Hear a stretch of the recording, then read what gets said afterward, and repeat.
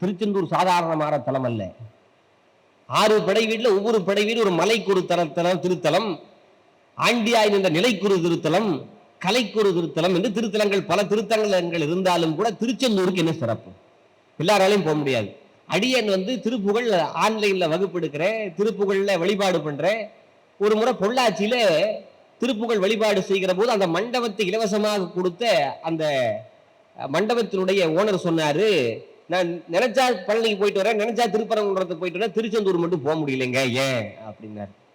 அதுக்கு காரணம் சொன்னேன். அருணகிரிநாதர் சொல்லுகிறார், இந்த பெருமாளை கும்பிடுறவங்களுக்கு வைஷ்ணவர்கள் அப்படின்னு பேர், சிவனை கும்பிடுறவர்களுக்கு சைவர்கள் அப்படின்னு பேர்.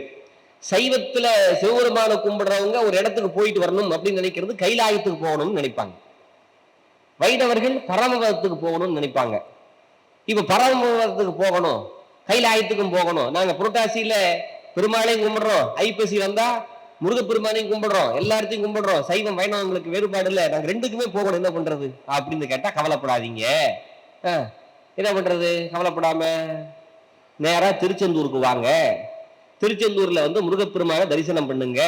தரிசனம் பண்ணீங்கன்னா பரமபதத்துக்கு போன பலனும் கைலாய மலைக்கு போன பலனும் கிடைக்கும்னு அருணகிரிநாத பெருமான் சொன்னார். கையிலை மலையறைய செந்தில்பதி வாழ்வே, கையிலை மலைக்கு இணையாவது செந்தில்பதி.